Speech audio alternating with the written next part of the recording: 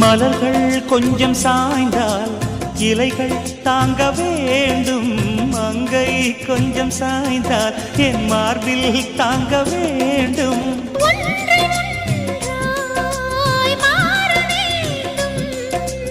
உன்னில் என்னை தேட வேண்டும்.